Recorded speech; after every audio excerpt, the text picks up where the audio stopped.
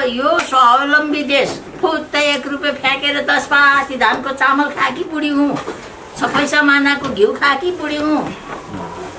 आज जे चिज पनि अर्काको देशबाट उहाँकै आफ्नो आर्ट है, आफ्नै हातले यता पनि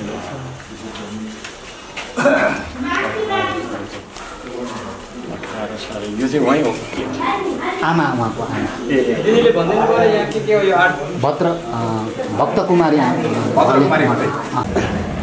भित्रै जानुभयो। नमस्कार दर्शक महानुभावहरू, धरान उपमहानगरपालिकाका मेयर हर्का साम्पाङ अहिले चाहिँ घले 95 वर्षको घले आमाको घरमा प्रवेश गरिसक्नु भएको छ। तपाईँले यो दृश्य हामी देखाइरहेको छौँ।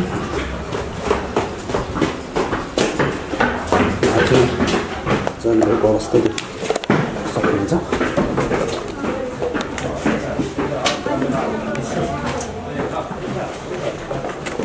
दृश्य देख्न सक्नुहुन्छ। तपाईँको रेस्ट गर्ने समय भइसक्यो होला। केही छैन तपाईँ जस्तो मान्छे आएपछि रेस्ट भइहाल्यो नि।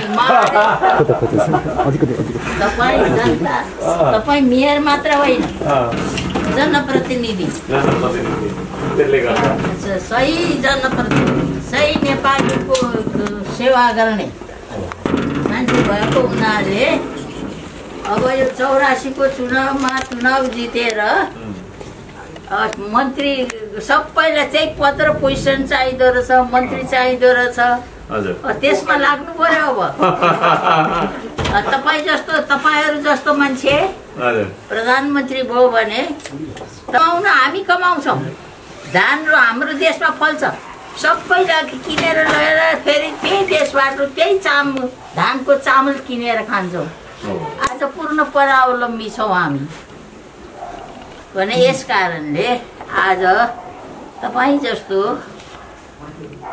देशको नेता यसरी घरमा आइदिँदा, यसरी आशीर्वाद दिन पाउँदा म खुस छु। हामी जस्तो 95 शताब्दीको बाटोमा लागेको बुढीले आशीर्वाद दिएको लाग्छ। भगवान भनेको को? तपाईँ म यी सबै भगवान छन्, चिन्दैनन्। राम मान्छे जन्मेका राम बनेर देखाइदिए, बुद्ध मान्छे जन्मेका विश्वका अग्रदूत, शान्तिको अग्रदूत बनाएर देखाइदिए भनेदेखि तपाईँमा पनि त्यो गुण छ, ममा पनि त्यो गुण छ। तर हामी सबैले चिन्नु सक्नु पर्यो आफूलाई, जान्नु सक्नु पर्यो आफूलाई बाबु। अनिखेरि म यहाँ सुनाउँछन् यी भाइहरूले के गरेर छन्। मेयर साहब के गर्नुहुन्छ उहाँ भन्दा बेसार बेच्नुहुन्छ, खानेपानीको खर्नु जानुहुन्छ, कहिले लुगा धुने साबुनको फ्याक्ट्री खोल्नुहुन्छ भन्छन्। ए ल भने यसरी आफ्नो नगरलाई स्वावलम्बी बनाउनु पनि शुभ गुण हो, सुगुण हो। र मैले त सोचेको थिएँ यो दलीय व्यवस्थामा खाली पद र पोजिसन र पैसा मात्रै खोज्छन् कि क्या हो यो दलीय नेताहरू भने त तपाईँ जस्तो पनि हुनुहुँदो रहेछ। केही गर्नुपर्छ भन्ने खालको भेटेर धेरै खुसी लाग्यो। अब अहिले के ए रश्मि केही खुवाउँदैनौ? हैन पर्दैन, टाइम छैन, समय त्यति धेरै छैन।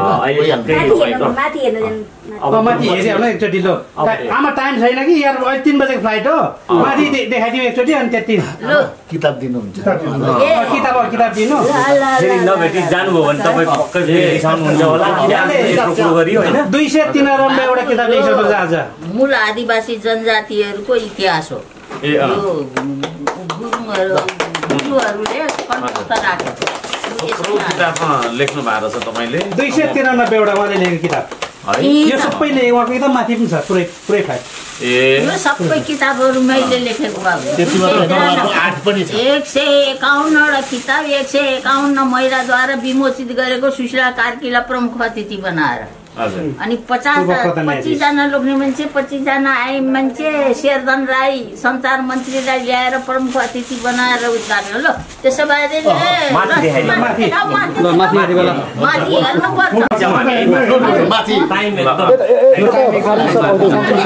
माथि चाहिँ लाइब्रेरी र आर्ट ग्यालरी र लाइब्रेरी छ आमाको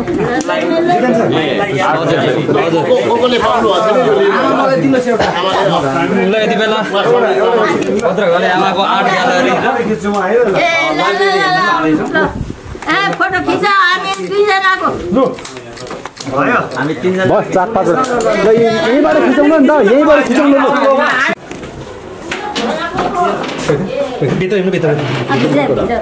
अब म आउँदै गर्छु हुन्छ तपाईको पनि एकदम राम्रो होस् स्वास्थ्यको कामना है हुन्छ ल लाग्नु पर्यो आमा है त हस् ल हुन्छ हस् सबैजनालाई धन्यवाद ल हुन्छ महानगरपालिका अहिले निस्किनु भएको छ यो दृश्य रहेको छ यो चाहिँ 95 गरेर काम गराउने उहाँले हो हजुर म उपस्थित भइसकेको दर्शक महानुभावहरू सक्नुहुन्छ यता हामी दृश्य देख्न सक्नुहुन्छ माथि जानु दृश्य देख्न सक्नुहुन्छ दृश्य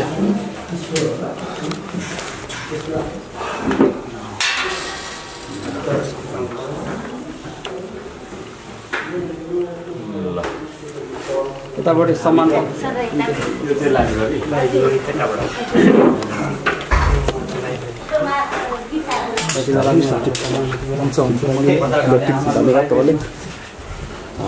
मेरो आँखा सामु अहिले यो 95 वर्षको घले आमाको घरमा अहिले यो पुस्तकालयमा छिरिसक्नु भएको अवस्था देख्न सक्नुहुन्छ र उतापट्टि यसरी चाहिँ अवलोकन गरिरहनु अवस्था देख्न सक्नुहुन्छ है साधारण उपमहानगरपालिका पनि याद हुनुहुन्छ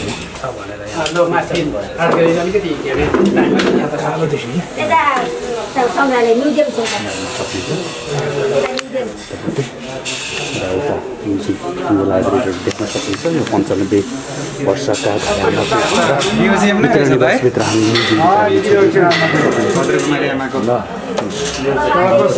यो रहेको छ भव्य र सभ्य देख्न सकिन्छ पुरै म्युजियम रहेको छ बोतीहरू चाहिँ खोलिदिनु है साथीहरू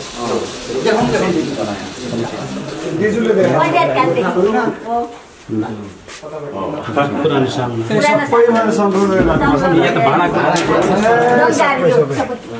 बाकस यो पुरानो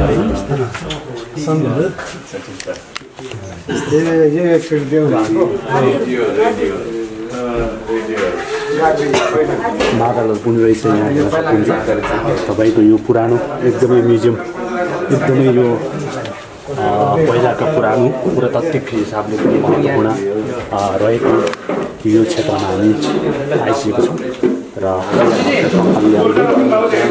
यसरी म्युजियम हेर्दै हुनुहुन्छ यहाँ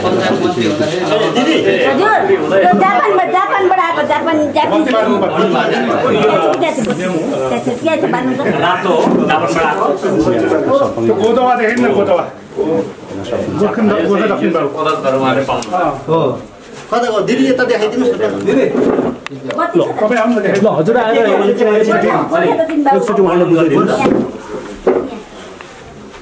पदकर हो दिदी तल पुच्छर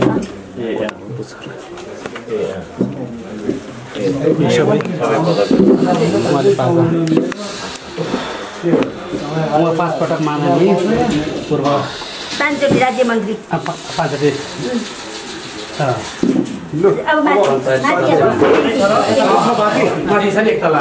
आर्ट ग्यालरी छ हातले बनाउनु भएको आर्टहरू तपाईँहरूले देख्न सक्नुहुनेछ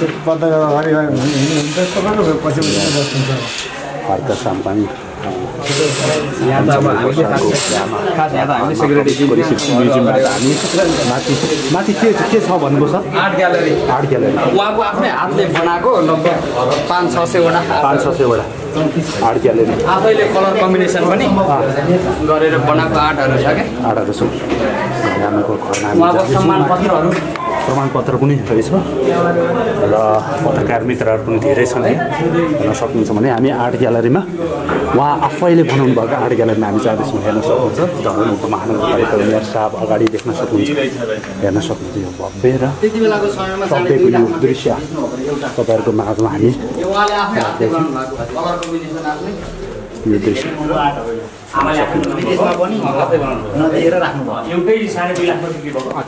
त्यति बेला राजा वीरेन्द्रको समयमा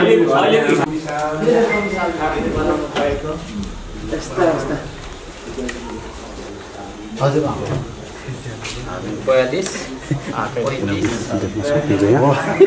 2014 सालदेखिको छ यहाँनिर हजुर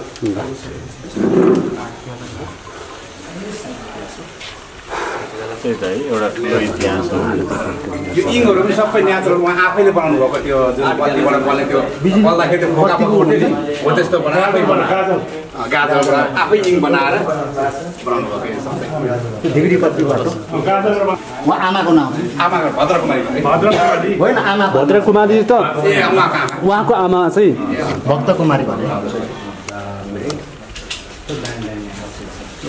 ठुलो पो रहेछ त यो त यो दृश्य देख्न सक्नुहुन्छ भद्रा कुमारी भए आमाको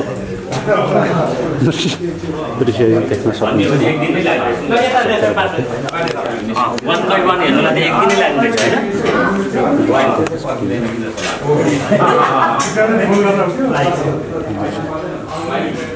हेर्न सक्नुहुन्छ भद्रकुमारी घले आमाले बनाएका आर्ट ग्यालरी रहेको छ यो दृश्य तपाईँहरूको माझमा हामी देखाइरहेको छौँ यो दृश्य हेर्न सक्नुहुन्छ यस्तो छ दृश्य छ यस्तो भयो भने मेयर साहब